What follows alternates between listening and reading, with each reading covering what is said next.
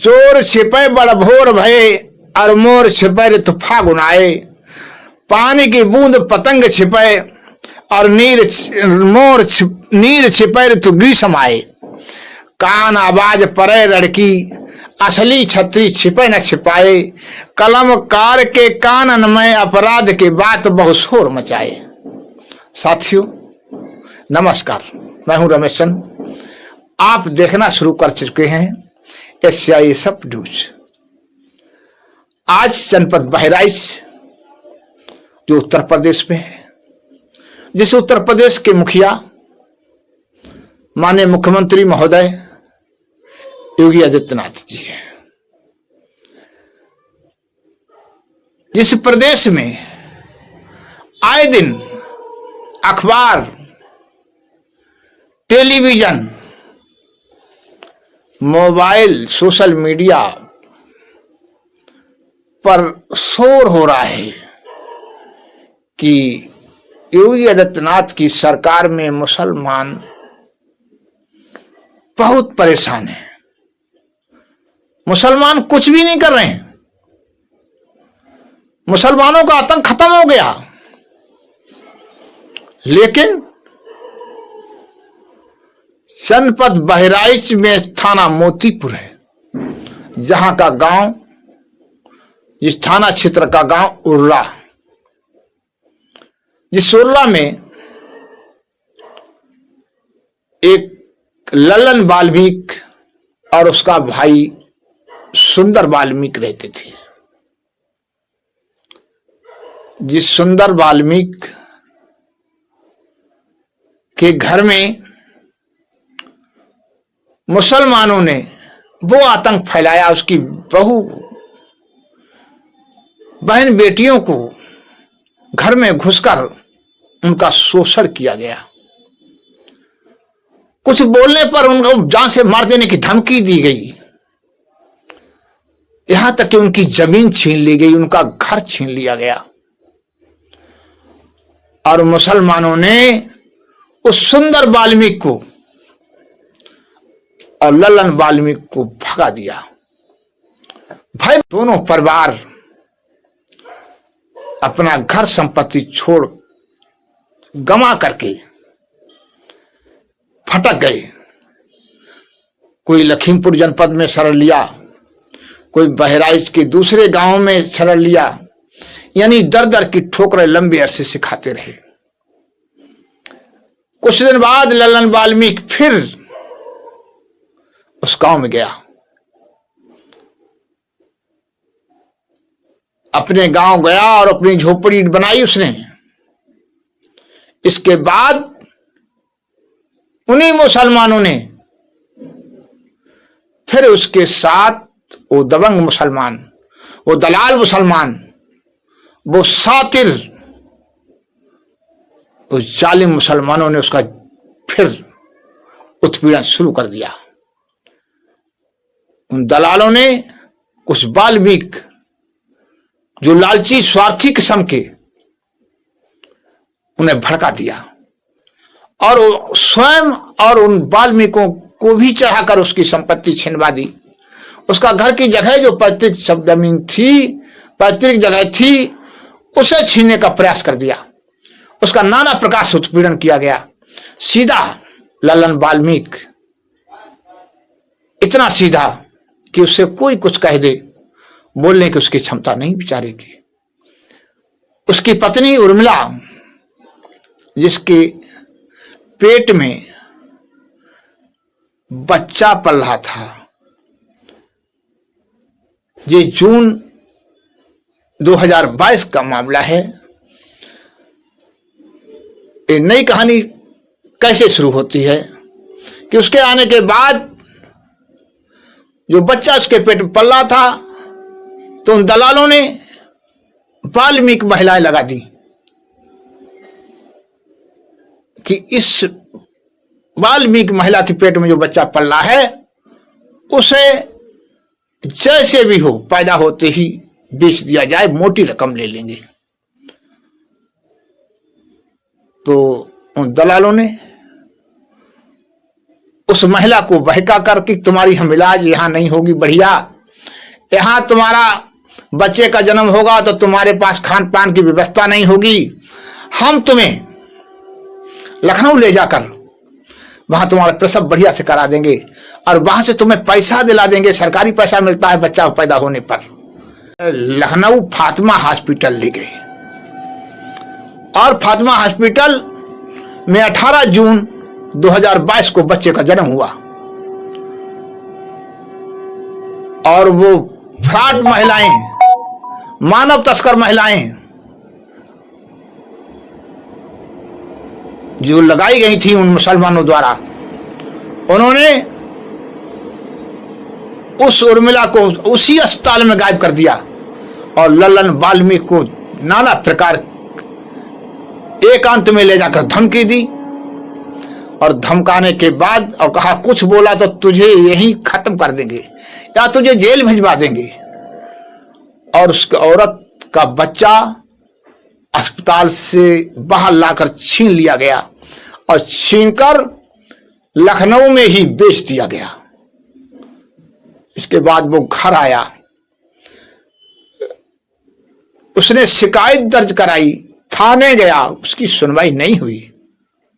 इससे पहले मैंने भी इसकी खबर चलाई, लेकिन कहां, पैसे वाले के सामने कुछ भी सुनने वाला नहीं, क्योंकि वे मुस्लिम दलाल, वो मुस्लिम बदमाश पुलिस के चमचा थे। पुलिस को वो, पुलिस के लिए वो दुधारू गाय थे, तो पुलिस उनके विपरीत उस गरीब का काम कैसे कर देती। उसने जिलाधिकारी, पुलिस अधीक्षक, थाना, सीओ साहब, पुलिस महानिदेशक उत्तर प्रदेश, महिला आयोग, अनुसूचित जाति आयोग, जहां भी उसे लगा कि मुझे न्याय मिलेगा, हर जगह गया, हर जगह प्रार्थना पत्र दिए, किंतु उस गरीब की सुनी नहीं गई, अब तक नहीं सुनी। 2022 से अब तक। इतना ही नहीं, उससे जबरदस्ती और उससे भ्रमित करके कुछ नशीला पदार्थ खिला करके उससे अंगूठा दस्तखत भी कहीं ले जाके कराए गए और बैठ गए। जब उसने रिपोर्ट लगाई, प्रार्थना पत्र आदेशित होकर आए, तो वही मोतीपुर की पुलिस ने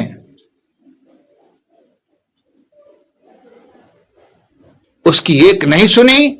इतना ही नहीं, उनके इशारे पर, पुलिस की सही पर उसके घर में घुसकर उसकी मारपीट की गई। दोनों मियां बीवी को पीटा गया, छोटे बच्चों को पीटा गया। अब तक कार्रवाई नहीं हुई, कार्रवाई नहीं हुई। कहां कहां गए मैं दिखाऊंगा आपको। देखिए, महिला आयोग में गए, वहां की वीडियो है और इससे पूर्व सुंदर वाल्मीकि के बेटे की बहू के साथ शोषण हुआ, उसका वीडियो है मेरे पास। उसने बताया, अपनी बात रखी है कि मेरे साथ क्या हुआ। सुंदर वाल्मीकि ने बताया कि मुझे कैसे भजाया गया, मुसलमानों ने कैसे मेरे उत्पीड़न किया गया। कौन कहता है कि मुसलमान उत्पीड़न नहीं कर रहे हैं? मुसलमानों का आतंक खत्म हो गया है। झूठ बोल रही है सरकार, झूठ बोल रहे हैं दलाल, झूठ बोल रहे हैं नालायक कि मुसलमानों का आतंक खत्म हो गया। मुसलमान आज भी जिस गरीब को पा जाते हैं उसका उत्पीड़न करने से चूकते नहीं। अभी हाल में उसी लल्लन वाल्मीकि के घर में घुसकर मारपीट की गई। उसके नाम 1.5 बीघा जमीन उन दलालों ने तहसील वालों से मिलकर के उसे नवीन प्रतिम दर्ज करा दी। फर्द में उसका नाम आज भी आ रहा है। लेखपाल ने मोटी रकम लेकर मुसलमानों को ग्राम समाज की जमीन, खलिहान की जमीन, तालाब की जमीन शासकीय जमीन पर मुसलमानों का कब्जा करा दिया। लेखपाल बिलाल चौरसिया, वहां का एसडीएम, जिसके पास लल्लन वाल्मीकि ने जाकर उसके पैर छुए, उसकी औरत ने उसके पैर छुए, वहां का तहसीलदार के पैर छुए, उस तहसीलदार पसीजा नहीं, दलालों के सामने कैसे कह देगा वो तहसीलदार, कैसे कह देगा वो एसडीएम कि मैंने शासनादेश का पालन किया। शासनादेश का पालन करता तो सरकारी जमीन पर दबंगों का, भूमाफियाओं को कब्जा नहीं करा देता।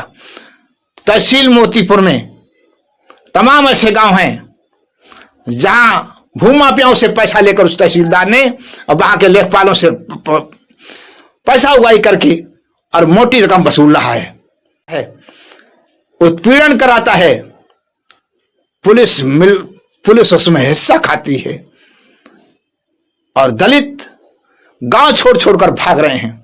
अभी ये मामला चपरिया का है, जो सुजौली थाना पड़ता है, थाना सुजौली का कृपाराम, जिसका घर छीन लिया गया, जिसका घर तोड़वा दिया पुलिस ने खड़े होकर के, और उसे गांव में रहने, उस पर तमाम बार उस पर 716 लगा दी पुलिस ने, उसका उत्पीड़न किया। लोकायुक्त मुकदमा चल रहा, लोकायुक्त में भी सुनवाई अभी तक नहीं हुई है। लंबे अरसे से बेचारा प्रताड़ित है, वो भी 3-3 बार पुलिस महानिदेशक के यहां गया, मुख्यमंत्री के यहां 3-3 बार वो और उसकी औरत गई। बेचारा भूखा प्यासा तड़पता रहा, भटकता रहा, लेकिन थाना सुजौली की पुलिस ने उसे गांव चपरिया से भगा के छोड़ा। आज वो महाराष्ट्र में ददर के अपने छोटे छोटे बच्चों को लेकर ठोकर खा रहा है। ये है पुलिस, ये है प्रशासन योगी आदित्यनाथ का। एक संत की ऐसी सरकार होती है, इसे कहते हैं रामराज। इस रामराज में दलितों का उत्पीड़न, इस रामराज में गरीबों का उत्पीड़न, शोषितों का उत्पीड़न, और दलाल मजे काट रहे हैं। नेता, तुम्हारे नेता ये सही समय पर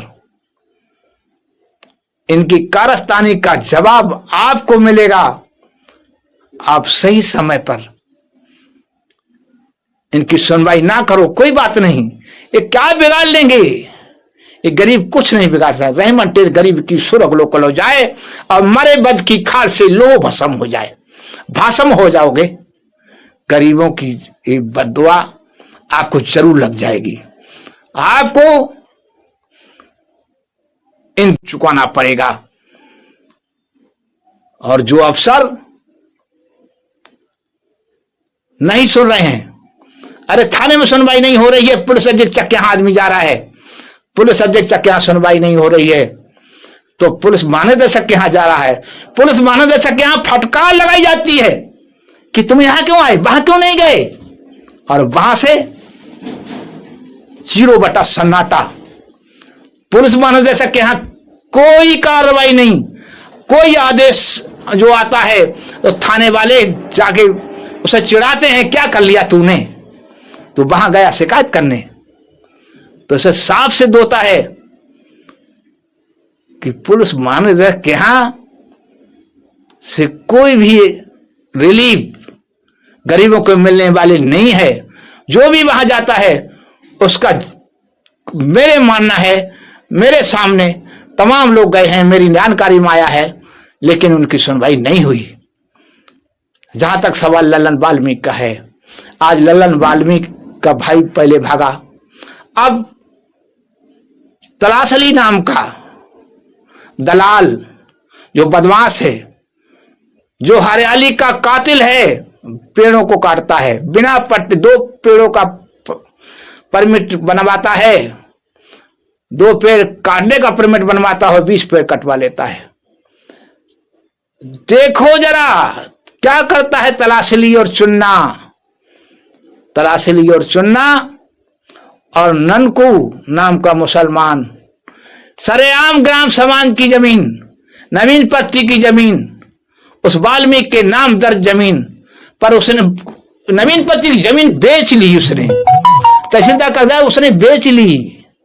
अरे क्या कह दूं तहसीलदार तुझे, मेरे मुंह से सही बात नहीं निकल रही है। ऐसा तहसीलदार होता है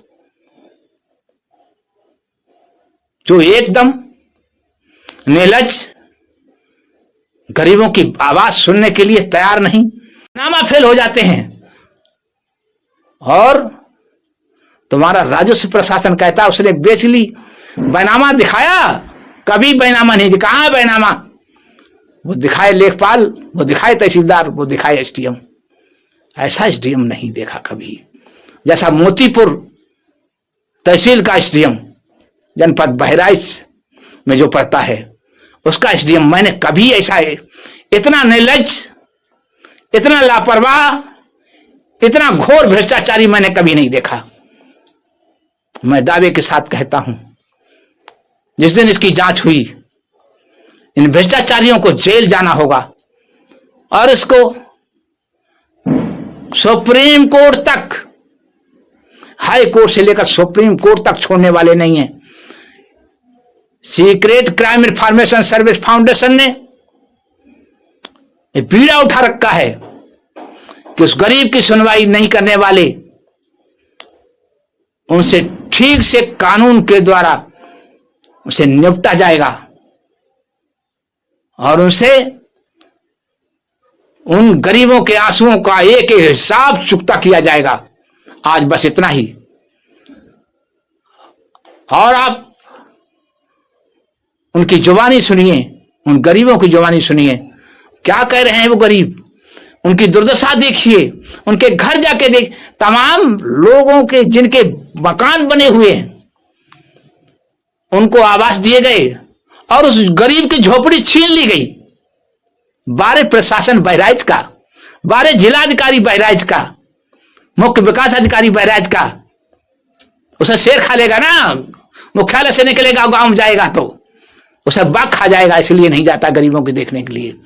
उस झोपड़ी पर ही एक बार देख लेता वहां का कप्तान और वहां का जिलाधिकारी कि गरीबों को एक बार देखते कि उनकी दशा क्या है।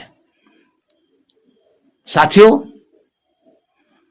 जय संविधान, जय हिंद।